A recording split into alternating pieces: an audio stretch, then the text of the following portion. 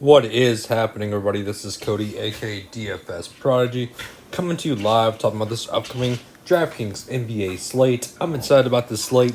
Before we begin, always hit the like button for me. Definitely subscribe to my YouTube channel.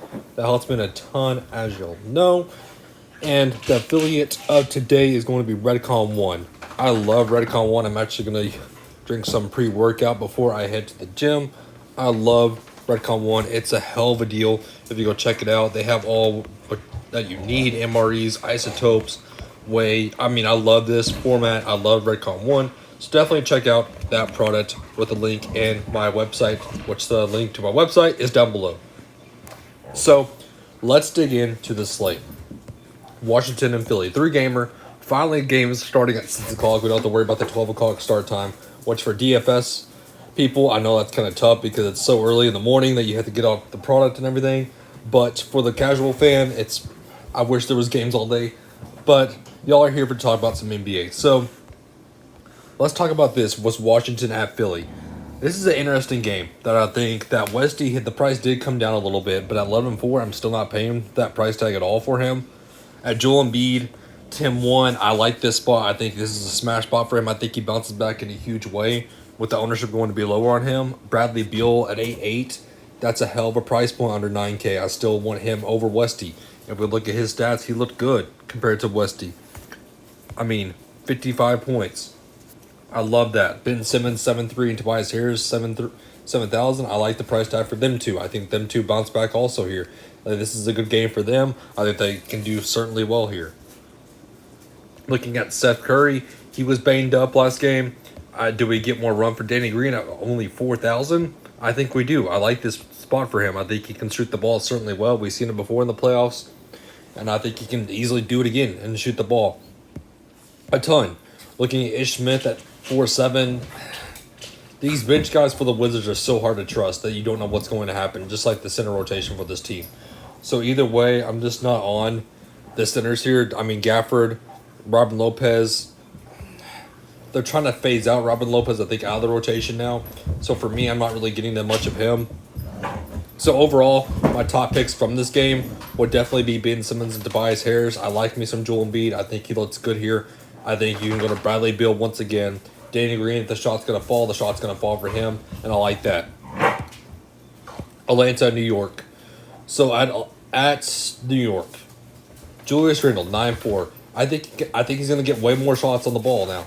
I think that they're really going to want to get him involved at 9-4. That price tag's too good for him. I love that price tag. Looking at Trae Young at 8-5, again, too cheap of a price tag. I like that at 8-5. The guy I don't like, though, up here is Clint Capella. I just think they're trying to... I don't like what I'm seeing out of him in this matchup. I'm just not going to him at 7-8. Bog, I think he's a safe option. I think he's going to get the ball shooting for him. You can definitely look at him as an option in the mid-tier. John Collins at 6-5. He had an outlier game. I don't really like that. 27. Not really for me. The guy I do want to talk about, though, is Derrick Rose. Played 38 minutes. He looked extremely well in those 38 minutes. This is playoff Rose. This is prime time for him. I love him at 5'9". Reggie Bullock only saw 19 minutes last game. The rotation for him is just not there. I don't like it. I'm off of that. Looking at Gallinari, I'm not playing him, especially with that hairdo of the faux hawk. No, thank you. Alec Burks, 4-6. I wish we saw more out of him last game. But the guy I do like, though, is Taj Gibson. Which y'all might be thinking, why in the world am I talking about Gibson? No Mitchell Robinson, possibly. No Nerlens Noel. Somebody's going to have to step up at the center rotation, and it's going to be Taj seeing over 30 minutes at 3-3. That's a great value play. Last game of the night, Memphis and Utah. I love this game a ton. This is one of my games that I love watching and love seeing these guys battle it out, these young stars on both sides of the ball. Donovan Mitchell, 8-4. This is a great price tag for him. If he gets his normal minutes and no minutes limitation, then I love him at 8-4. That's a great play. John Morant, 8-1. I think he can do well here, especially battling it out with Donovan Mitchell. I like that. Jovel is cutting the odd man out, and so is Rudy Gobert. Rudy Gobert fouled out, and Jovel just didn't look the same in this matchup alone, so I'm not getting to that. Mike Conley, either way, is a guy I want, even if Mitchell is fully healthy. Conley can step it up. This is playoff Conley, similar to like Derrick Rose. I love this.